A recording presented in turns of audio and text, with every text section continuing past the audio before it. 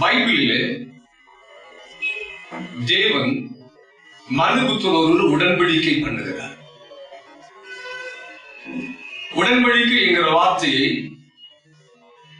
எபிரேய பாஷையிலே பெரித் என்று சொல்லுகிறோம். பெரித்,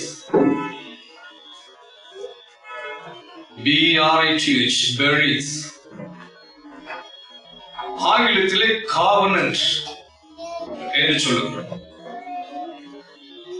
உடன்படிக்கை என்கிற வார்த்தைக்கு எபிரேய பாஷையிலே பெரித், கிரேக்க பாஷையிலே டைத்தெகே.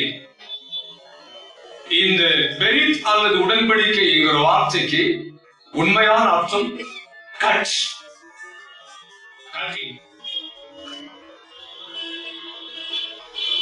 கட்டிங். சகல உடன்படிக்கைகளும் செய்யப்படும் பொழுது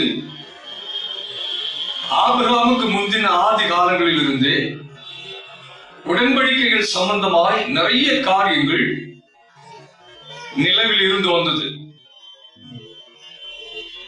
தேவனும் உடன்படிக்கைகள் சம்பந்தமாய் நிலவில் இருந்து வருகிற காரியங்களை தம்முடைய ஜனங்களோடு அவர் செய்து கொண்டார். ஒரு உடன்படிக்கை செய்யும் பொழுது அந்த உடன்படிக்கையை ரெண்டு party, between two person or two party or two group or two nationalities or two tribal leaders என்கிற முறையிலே இரண்டு நபர்களுக்கு இடையிலோ, இரண்டு குழுக்களுக்கு இடையிலோ, இரண்டு குடும்பங்களுக்கு இடையிலோ, இரண்டு தேசங்களுக்கு இடையிலோ அது செய்யப்பட்டு வந்தது. மனுஷன் உண்டான காலத்தில் இருந்து உடன்படிக்கை நிலவில் இருந்து வருகிறது. இப்படியே தேவனும் மனுஷனோடு அநேக உடன்படிக்கைகளை பண்ணினதாக நாம் வேதத்திலே வாசிக்கிறோம். ஆதியிலே முதன்முதலையான உடன்படிக்கைக்கு ஆதாமிய உடன்படிக்கை என்று பேர். We call this Adamic covenant. ஆதாமிய உடன்படிக்கை. வேதத்தில் நிறைய காரியங்கள் வெளிப்பிரகாரமாக எழுதப்படாமல் உட்பிரகாரமாக எழுதப்பட்டுள்ளது. இந்த ஏதேனிலே ஆதாமோடும் ஏவாளோடும் தேவன் செய்து கொண்ட உடன்படிக்கையை ஏதேனிய காவனன்ட் அல்லது ஆதாமிய காவனன்ட், ஆடாமிக் காவனன்ட் என்று அழைக்கிறோம். எல்லா உடன்படிக்கைகளுக்குள்ளும் இரண்டு சரத்துக்கள் உண்டாயிருக்கும்.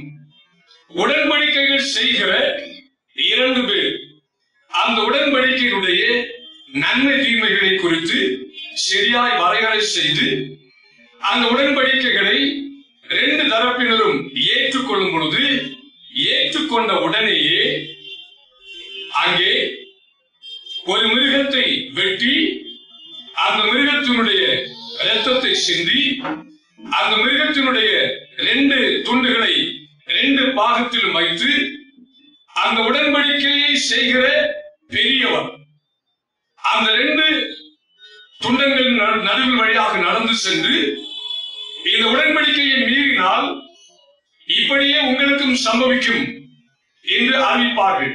இப்படித்தான் உடன்படிக்கைகள் செய்யப்பட்டது. ஆதாமினுடைய கூட தேவன் உடன்படிக்கை செய்யும் பொழுது தேவனுக்கும் ஆதாமுக்கும் இடையில் தேவன் சில சரத்துக்களை வைத்தார். ஆசீர்வாதத்தின் பக்கங்கள், சாபத்தின் பக்கங்கள். The part of blessing side and the part of the cursing side. ஆசீர்வாதத்தின் பக்கங்கள் என்ன? நீங்கள் பலுகி பெருகி பூமியை நிரப்பி அதை சுதந்திரித்துக் கொள்ளுங்கள். தேவன் அவர்களை ஆசீர்வதித்தார். இவைகள் எல்லாம் ஆசீர்வாதத்தின் பக்கங்கள். அந்த ஆசீர்வாதத்தினுடைய இன்னொரு பக்கம், ஜீவவிருட்சத்தின் கனியை புசிப்பதினால் நீ என்றும் சாகாமல் இருப்பாய். அந்த சரத்தினுடைய இடது பக்க காரியங்கள் என்னவென்று சொன்னால், இந்த கனியை புசிக்கும் நாளிலே நீ சாகவே சாவாய். அதோடு கூட உள்ள எல்லா விதமான சாபங்கள். இப்படி இரண்டு சரத்துக்கள் மூலமாக தேவன் ஆதாமோடும் ஏவாளோடும் உடன்படிக்கை பண்ணுகிறார். இந்த உடன்படிக்கையை ஏதேனிலே நிறைவேற்றுவதற்காக தேவன் ஒரு மிருகத்தை கொன்று அதனுடைய வஸ்திரத்தை, அதனுடைய தோலை அவர்களுக்கு ஆடையாக கொடுத்தார் என்று எழுதப்பட்டிருக்கிறது. ஆனால் அங்கே ஒரு கட்டின், ஒரு பெரிட், ஒரு பலியிடப்பட்டிருக்கிறது. அங்கே தேவன் ஒரு பலியை செலுத்தி அதன் மூலம் நிறைய காரியங்களை செலுத்துவது மறைமுகமாய் இருக்கக்கூடிய ஒரு காரியமாக இருக்கிறது. இப்படி ஆதாமுடைய உடன்படிக்கையை ஆதாம் அங்கே மீறுகிறபடினால் அதனுடைய பின் விளைவுகளை முழு மனுக்குலமும் சந்திக்கிறது. இரண்டாவது உடன்படிக்கை நாம் பார்க்கும் பொழுது நோவாவோடு கூட தேவன் உடன்படிக்கை பண்ணினார். நோவாவோடும் நோவாவுடைய பிள்ளைகளோடும் மிருக சிவங்களோடும் பறவைகளோடும் தேவன் உடன்படிக்கை பண்ணினார். அந்த உடன்படிக்கைக்கு அர்த்தமாக வானவில்லை தேவன் வானத்தில் வைத்து இது உனக்கும் எனக்கும் சாட்சியாக இருப்பதாக, இனிமேல் ஒருபோதும் நான் ஜல பிரளயத்தினால் உலகத்தை அழிக்க மாட்டேன் என்று சொல்லி கர்த்தர் வாக்கு கொடுத்து அந்த வானவில்லின் மூலமாக தன்னுடைய உடன்படிக்கை அவர் நிலைநிறுத்தினார். அடுத்ததாக நாம் பார்க்கும் பொழுது தேவன் ஆபிரகாமை தெரிந்து கொண்டு ஆபிரகாமோடு கூட அப்ரஹாமிக் காவனன்ட், ஆபிரகாமின் உடன்படிக்கையை தேவன் செய்கிறார். வழக்கமாக இரண்டு சாரரும் ஒத்துக்கொண்ட ஒரு உடன்படிக்கையை செய்யும் பொழுது இந்த ஆபிரகாமிக் காவனன்ட்டிலே உடன்படிக்கையிலே ஆபிரகாம் எதையுமே செய்யாமல் the higher party, the greater party தேவனே எல்லா உடன்படிக்கையும் செய்வதை நாம் பார்க்க முடியும். அல்லேலூயா. அந்த உடன்படிக்கை என்ன? ஆதியாகமம் 12ஆம் அதிகாரத்திலே நான் உன்னை ஆசீர்வதித்து உன்னை பெருகவே பெருக பண்ணுவேன், உன் பெயரை பூமியில் உயர்த்துவேன், உன் சந்ததிக்குள் பூமியில் உள்ள அம்சங்கள் எல்லாம் ஆசீர்வதிக்கப்பட்டிருக்கும். இதோடு கூட 66 ஆசீர்வாதங்களை தேவன் ஆபிரகாமுக்கு வாக்கு பண்ணினார்.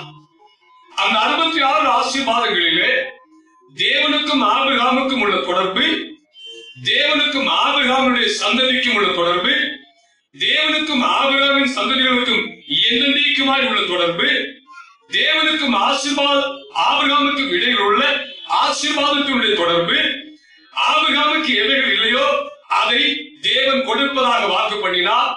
ஆபிரகாமுக்கு தேவன் அந்த தேசத்தை கொடுப்பதாக வாக்கு பண்ணினார். அவருடைய சந்ததிக்குள் எல்லாரையும் ஆசீர்வதிப்பேன் என்று வாக்கு பண்ணினார். இப்படி தேவன் தாமே ஆபிரகாமோடு பண்ணின உடன்படிக்கைக்கு பேர் ஆபிரகாமின் உடன்படிக்கை என்று பெயர். அல்லேலூயா. இந்த உடன்படிக்கையை தேவன் ஆபிரகாமோடு பண்ணின உடனேயே நான் 15ஆம் அதிகாரத்தை வாசிக்கும் பொழுது அந்த 15ஆம் அதிகாரத்திலே தேவன் அங்கே தனக்கு முன்பாக பலியிடும்படி சொல்கிறார். அப்படி ஆபிரகாம் பலியிடும் பொழுது அந்த மிருகங்களை இரண்டாக பிளந்து 2 துண்டாக வைக்கிறார். தேவன் அந்த 2 துண்டுகளின் நடுவாக அக்கினி பிம்பத்தோடு கூட நடந்து போனார் என்று வேதம் அங்கே சொல்லுகிறது. தேவன் கையில் ஒரு அக்கினி பிம்பத்தோடு கூட அந்த 2 துண்டுகளின் நடுவாக நடந்து போனார். நடந்து போய் அந்த ஆபிரகாமுக்குரிய காவனத்தை உடன்படிக்கையை நிலைநிறுத்தினார். இது ஆபிரகாமின் உடன்படிக்கை என்று எழுதப்பட்டிருக்கிறது. அல்லேலூயா. இப்படி ரத்தம் சிந்துதல் இல்லாமல் உடன்படிக்கைகள் இல்லை. எல்லா உடன்படிக்கைகளிலும் ரத்தம் சிந்துவார்கள். நாம் உலக பிரகாரமாக பார்க்கும் பொழுது தீவிரவாத குழுக்கள் நக்சலைட்டுகளாக சேரும் பொழுது, மாஃபியா கும்பலில் சேரும் பொழுது, தீவிரவாத குழுக்களிலே ஒருவர் சேரும் பொழுது அவருடைய கையிலே அறுத்து அந்த ரத்தத்தினால் ஒப்பமிட்டு நாங்கள் இந்த கும்பலுடைய ரகசியத்தை யாருக்கு தெரிவிக்க மாட்டோம் என்று சொல்லி அவர்கள் சத்தியம் செய்து 2 பாகத்திற்கும் உரிய உடன்படிக்கைகளை செய்து இந்த கும்பலின் ரகசியத்தை வெளிப்படுத்தும் நாளிலே நீ சாகவே சாவாய், உன் ரத்தம் சிந்தப்படும் என்று உடன்படிக்கையாக அவருடைய ரத்தத்தினாலே அவர்கள் கையெழுத்திட்டு இப்படிப்பட்ட தீவிரவாத குழுக்களிலும் மாஃபியா கும்பலிலும் அவர்கள் சேர்ந்து கொள்கிறார்கள். இப்படி உலகம் உண்டானது முதல் ஒரு உடன்படிக்கையை செய்யும் பொழுது ரத்தம் சிந்தப்படுகிறது. பிற்காலங்களிலே முத்திரை மோதிரத்தினாலே அதிலே மெழுகு வைத்து காலங்களிலே பத்திரங்களினாலே அது செய்யப்பட்டது. இப்படியாக 2 உடன்படிக்கைகள் என்பது 2 நபருக்கோ தேவனுக்கு மனுஷனுக்கும் இடையிலோ 2 தேசங்களுக்கு இடையிலோ 2 குழுக்களுக்கு இடையிலோ காலாகாலங்களாக நிலவில் இருந்து வருகிற ஒரு உண்மை.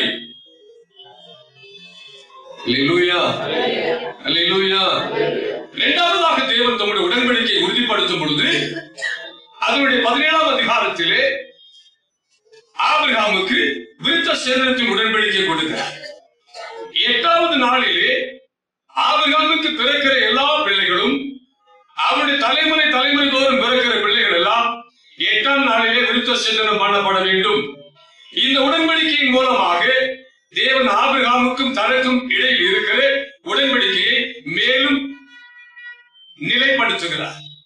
இந்த உடன்படிக்கையை கொடுத்த உடனேயே ஆபிரகாமும் தன் மகனாக இஸ்மவேலும் தன் குடும்பத்தில் இருக்கிற எல்லா ஆண்களும் விருத்த சேதனம் பண்ணி கொண்டார்கள். அதற்கு பிறகு ஈசாக்கு பிறந்தார். 8வது நாளிலே ஈசாக்கு விருத்த சேதனம் பண்ணினார்கள். ஏன் 8வது நாளில் விருத்த சேதனம் பண்ணினார்கள் என்று சொன்னால், தேவன் 7 நாளிலே உலகத்தை சிருஷ்டித்தார். 6 நாட்களில் உலகத்தை சிருஷ்டித்து 7வது நாளில் ஓய்ந்திருந்தார். 8வது நாள் என்பது வாரத்தின் முதலாம் நாள். அல்லேலூயா. 8 என்கிற வார்த்தை பைபிளில் the new beginning. ஒரு குழந்தை தன் உலக வாழ்க்கையின் துவக்கத்தை தேவனோடு இணைந்து தேவனோடு உடன்படிக்கை செய்து கொண்டு அதன் நுனித்தோலை தேவனுடைய நாமத்தினால் வெற்றி தேவனும் அவனுமாக இணைந்து ஒரு புதிய வாழ்க்கையை துவங்குகிற நாளாக 8வது நாள் இருக்கிறது.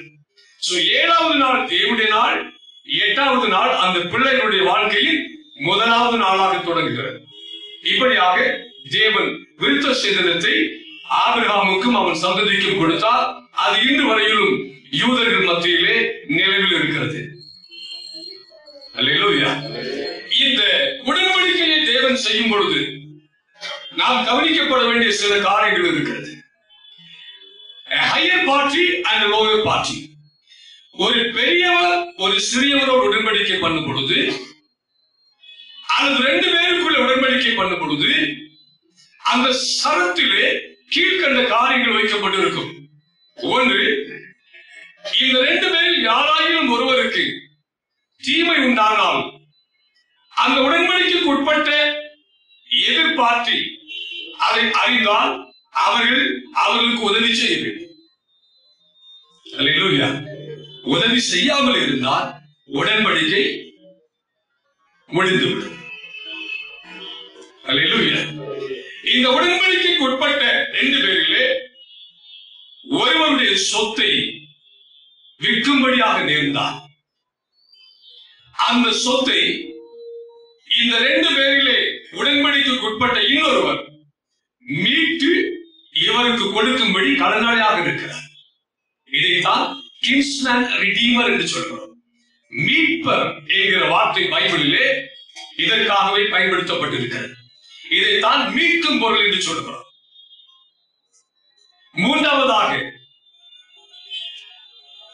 அந்த 2 பார்ட்டியிலே ஒருவருடைய வீட்டிலே ஒரு ஸ்திரீ விதவையானால் அவளை திருமணம் பண்ணக்கூடிய அந்த அதிகாரம் இவனுக்கு உடையதாக இருந்தால் அந்த ஷரத்தின்படி இவன் அந்த குடும்பத்தில் அந்த பெண்ணை திருமணம் செய்ய வேண்டும்.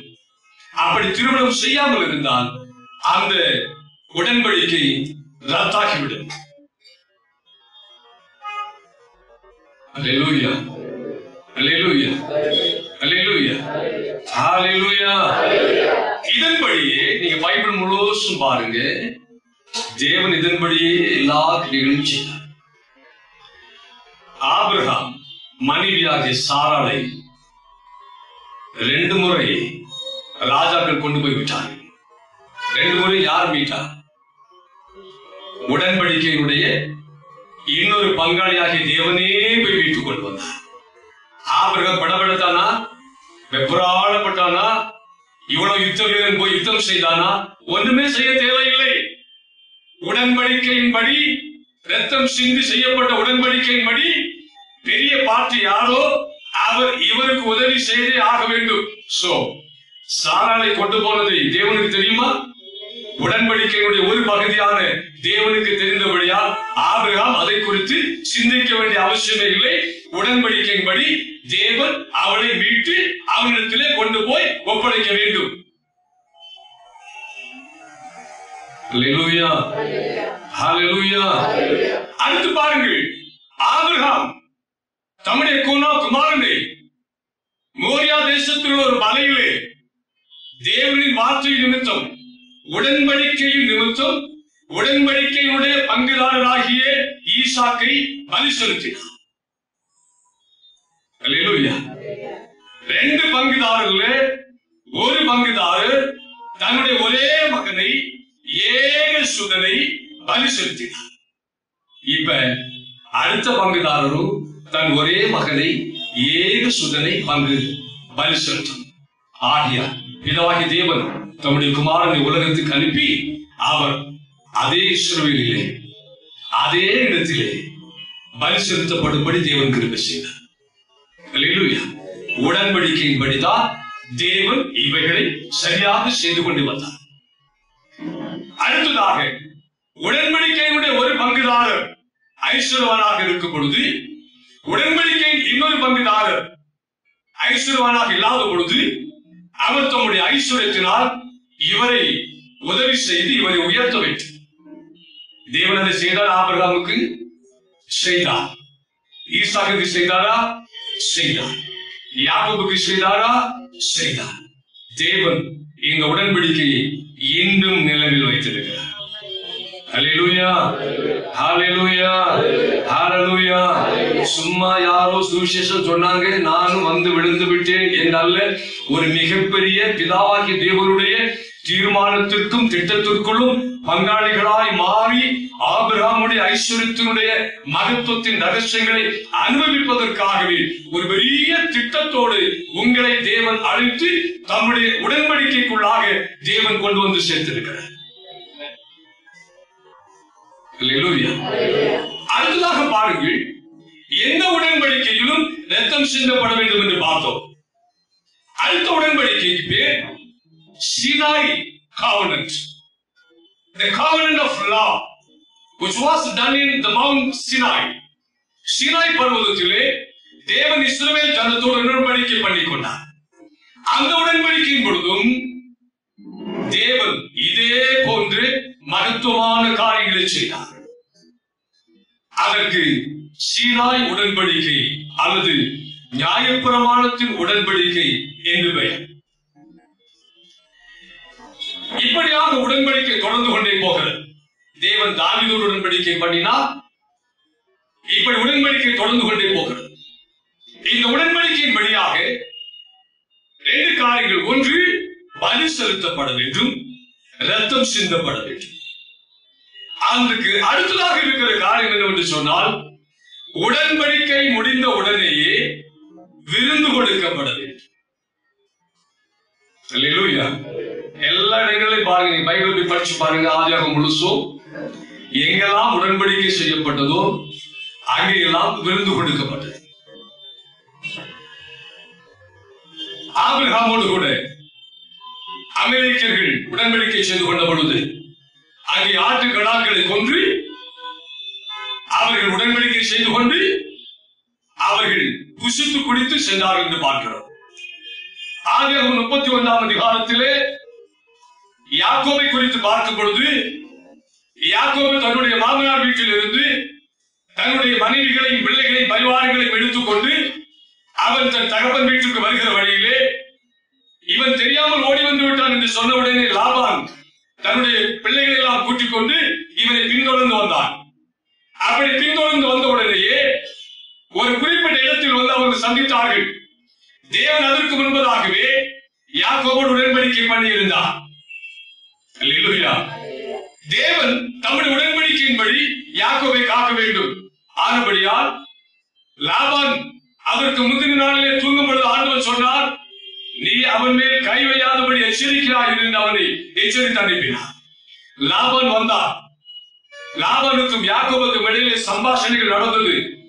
முடிந்த உடனேயே அவர்கள் அங்கே ஆடுகளை வெட்டி பலி செலுத்தி எல்லாரும் புசித்து குடித்து சென்றார்கள் என்று நாம் வேதத்திலே பார்க்கிறோம்.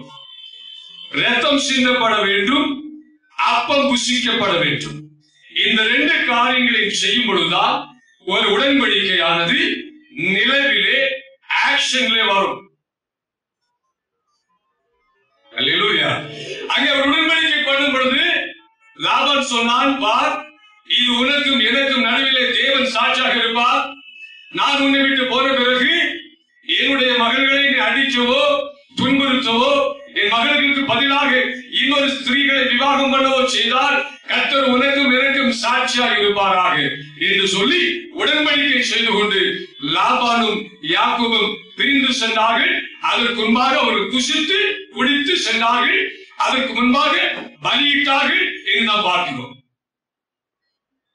யாத்திராகமம் 24ஆம் அதிகாரத்திலே சீனாய் மலையிலே மோசேயும் மோசேயோடு கூட 12 கோத்திர பிதாக்களும் யோசுவாவும் மலையிலே ஏறி போனார்கள். அந்த மலையாகிலும் மலையின் அடிவாரத்தை ஆகிலும் ஒரு மிருக ஜீவன் கூட தொடக்கூடாது என்று சொல்லி தேவன் ஆணையிட்டிருந்தார். ஜனங்கள் பாளையத்திலே இருந்தார்கள். மலைக்கு பக்கத்தில் யாரும் போகாதபடி காவல் வைக்கப்பட்டிருந்தது. அப்பொழுது அங்கே நாம் வாசிக்கிறோம், தேவன் இறங்கி வந்தார். வானவில் போன்ற ஒரு அருமையான ஜொலிக்கிற சஃபயர் வஜ்ரக்கல்லை போல மின்னுகிற ஒன்றிலே தேவன் இறங்கி வந்தார். தேவனை மோசேயும் யோசுவாவும் 12 கோத்திர பிதாக்களும் முகமுகமாக தரிசித்தார்கள். தரிசித்து முடிந்த உடனேயே அங்கே ஆடுகளை பலியிட்டு மோசேயும் யோசுவாவும் 12 கோத்திர பிதாக்களும் தேவனுக்கு முன்பதாக புசித்து குடித்து சென்றார்கள் என்று யாத்திராகமம் 24ஆம் அதிகாரத்தில் எழுதப்பட்டிருக்கிறது. அல்லேலூயா, அல்லேலூயா. இப்பொழுது നമ്മുടെ നാടൻ പരിപാടിക്ക് നേരെ വരാം. നമ്മുടെ നാട്ടിൽ നടക്കുന്ന സംഭവങ്ങൾ. நீங்க நிலம் விற்கவோ வாங்கவோ செய்திருந்தா பத்திரம் எழுதி முடிச்ச உடனே பணம் எல்லாம் கொடுத்து பத்திரம் எழுதி முடிச்சு அந்த ரெஜிஸ்டர் ஆபீஸ்ல இருந்து வெளியே வந்த உடனே என்ன செய்வாங்க? சாப்பாடு கொடுக்கணும். சாப்பாடு வாங்கி கொடுக்கணும். வாங்குறவங்க விக்கிறவங்க வாங்கி கொடுக்கணுமா? விக்கிறவங்க வாங்குறவங்க வாங்கி கொடுக்கணுமா? வாங்குறவங்க விக்கிறவங்க என்ன செய்யணும்? சாப்பாடு வாங்கி கொடுப்பாங்க. ஹோட்டல்ல போய் சாப்பாடு வாங்கி கொடுப்பாங்க. கல்யாண வீட்டுல ஏன் சாப்பாடு கொடுக்கிறோம்? கவர் கொடுக்கறதுக்கு இல்ல. இந்த கோமசாமிகளுக்கு மண்ணில் அறிவில்லாமல் இது செய்கிறது. ஒரு புருஷனுடைய வீட்டார் ஒரு பெண்ணினுடைய வீட்டார் இவர் 2 பேரும் உடன்படிக்கைக்கு உட்பட்டு வந்திருக்கிறார்கள். இந்த 2 குடும்பத்தினுடைய எல்லா குடும்பத்தினரும் இந்த திருமணத்திற்கு நாங்கள் சாட்சி, இந்த உடன்படிக்கைக்கு நாங்கள் சாட்சி ஆனபடியால் இந்த திருமணம் எந்த காரியத்தை கொண்டும் பிரிக்கப்படக்கூடாது, இந்த திருமணத்தை நாங்கள் உறுதிப்படுத்துகிறோம் என்கிற அந்த பத்திர சாட்சியாகத்தான் கல்யாணம் முடிந்த பிறகு சாப்பாடு. இது ஊர்காரங்களுக்கெல்லாம் போடக்கூடாது. ஆதி காலங்களிலே 2 குடும்பத்தார் மட்டும்தான் வருவாங்க. பெண் வீட்டார் குடும்பத்தார் மட்டும். ஊருக்காரங்க உலகத்துல நண்பர்கள் கிடையாது. குடும்பக்காரர்கள் மட்டும் வருவார்கள். ஆண் வீட்டு குடும்பக்காரர்கள் மட்டும் வருவார்கள். புசித்து குடித்து செல்வார்கள். காசு கொடுக்க மாட்டாங்க.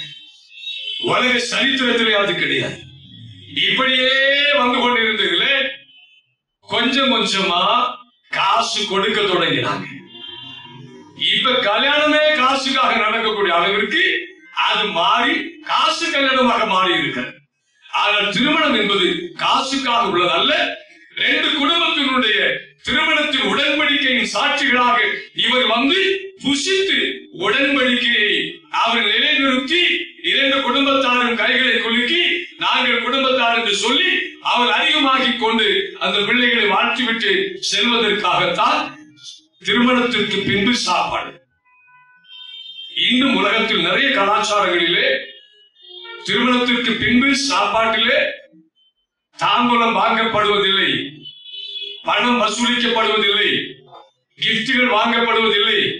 என்னுடைய கல்யாணத்திற்கு என்னுடைய கார்டிலேயே பெரிதாக அடித்திருந்து no gifts will be accepted, தாம்பூலம் வாங்கப்பட மாட்டாது என்று அச்சடித்து தான் கார்டை கொடுத்தேன். அல்லேலூயா. இப்பொழுது புதிய உடன்படிக்கைக்கு வரும் பொழுது பாருங்க, இயேசு சொன்னார், இந்த இரத்தம் உங்கள் பாவ மன்னிப்புக்கு என்று சிந்தப்படுகிற புது உடன்படிக்கையின் இரத்தமாயிருக்கிறது. அல்லேலூயா. இந்த உடன்படிக்கையிலே தேவன் மனுக்குலத்தோடு, தேவன் இந்த உலகத்திற்கு மனுக்குலத்திற்கு என்னென்ன ஆசீர்வாதங்களை எல்லாம் செய்ய வேண்டும் என்று அவர் ஆசை கொண்டிருந்தாரோ அத்தனை ஆசீர்வாதங்களையும் ஒருமித்து உடன்படிக்கையாக செய்து, அந்த உடன்படிக்கையை பிதாவாகிய தேவனுக்கும் உனக்கும், தனிப்பட்ட நபராகிய உனக்கும் இடையிலே அந்த உடன்படிக்கையை செய்து, இந்த உடன்படிக்கைக்கு சாட்சியாக இரத்தம் சிந்தப்படுவதற்காக மாசற்ற ஆட்டுக்குட்டியாகிய இயேசு கிறிஸ்துவை பலி செலுத்தி, அந்த இரத்தத்தினாலே இந்த உடன்படிக்கை போடப்பட்டது மட்டுமல்ல, அந்த உடன்படிக்கை முடிந்த பிறகு சாப்பாடு கொடுக்கணும்ல உடன்படிக்கை முடிப்பதற்கு, அதற்கு அவருடைய மாம்சத்தையே அப்பமாக சாப்பாடாகவே தேவன் நமக்கு தந்து இந்த உடன்படிக்கையை அவர் நிலைநிறுத்தி இருக்கிறார். அல்லேலூயா, அல்லேலூயா. இது ஒரு பெரிய சப்ஜெக்ட். அதெல்லாம் பைபிள் காலேஜ்ல பல நாட்கள் போதிக்கிற சப்ஜெக்ட். இந்த உடன்படிக்கையை கரெக்டா படிச்சீங்கன்னா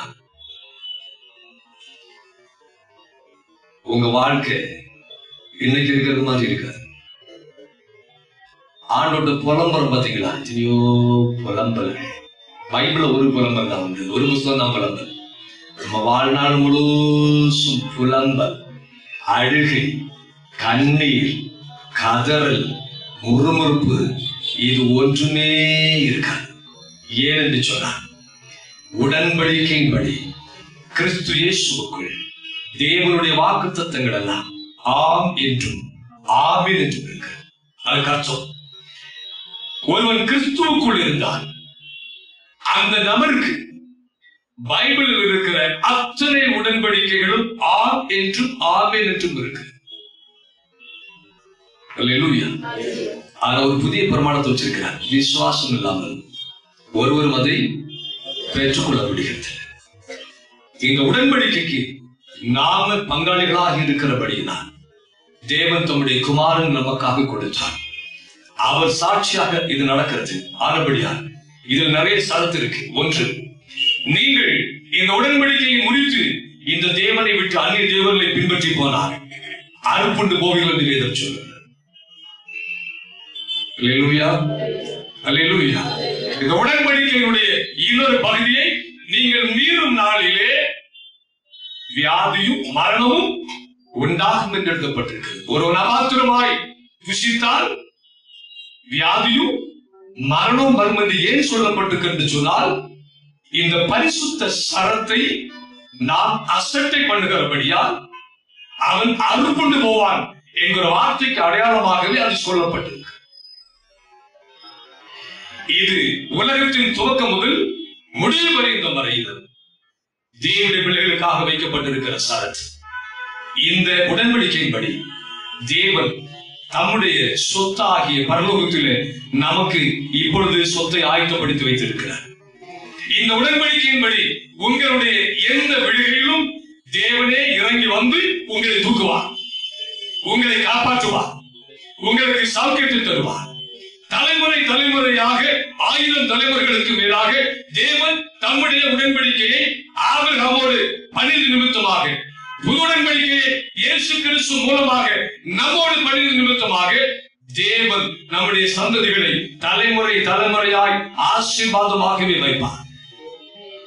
இந்த உடன்படிக்கையில நீங்கள் நிலைத்திருந்து இந்த உடன்படிக்கையுடைய சரத்துக்களை மீறாதபடிக்கு இந்த தேவனையே சேவித்து, இந்த தேவனையே மகிமைப்படுத்தி, இந்த தேவனையே கனம் பண்ணி, இந்த தேவனுக்காகவே வாழ்ந்து நீங்கள் போவீர்களானால் தேவனுடைய உடன்படிக்கையில் இருக்கிற எந்த நன்மையும் தேவன் உங்களுக்கு தராமல் இருப்பதில்லை.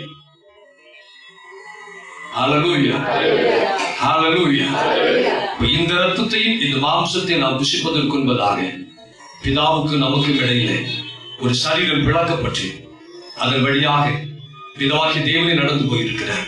அந்த சரீரம் கர்த்தராகிய இயேசு கிறிஸ்துவின் சரீரம். அந்த சரீரத்தை தேவன் உங்களுக்கும் நமக்கும் விருந்தாக தந்திருக்கிறார். ஹல்லேலூயா.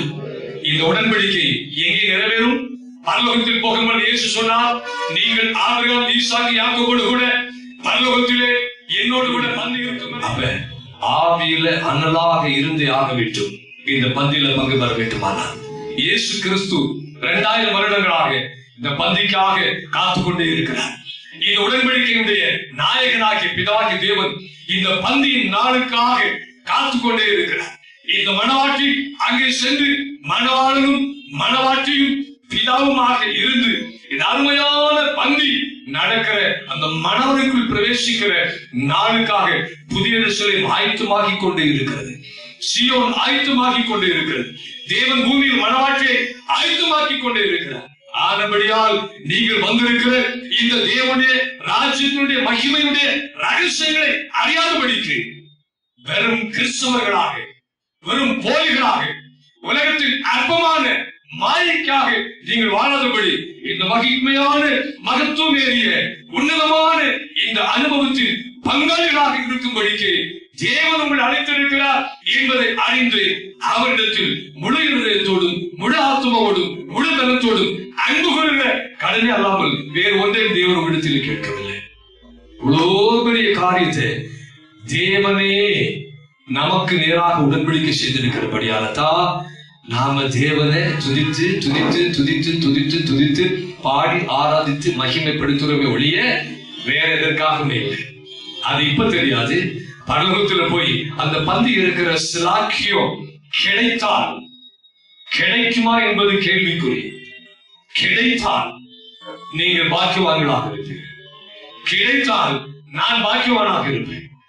ஆனபடியால் பெற்றுக்கொள்ளும்படி ஓடுங்கள், கிடைக்கும்படி ஓடுங்கள். என்னாகிலும் ஒரு நாள் அந்த நித்திய சூழலுக்கு பிரவேசித்து பந்தியிலே ஒரு பயங்கரமான அனுபவம்.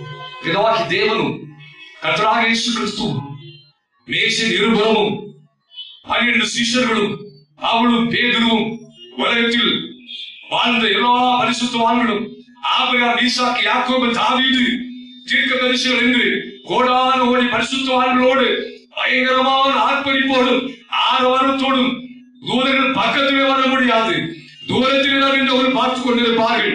இவ்வளவு ஆர்ப்பரிப்பும் ஆரவாரத்தோடும் கூட நடக்கிற ஒரு பயங்கரமான மனவரைக்குள் பிரவேசிக்கிற ஒரு நாள் பரலோகத்தில் வேகமாய் ஆயத்தமாக்கிக் கொண்டிருக்கிறது. அதற்கு நாம் நம்மை அர்ப்பணித்து ஆயத்தமாவோம். கர்த்தர் அதன் மூலமாக நம்மை ஆசீர்வதிப்பார்.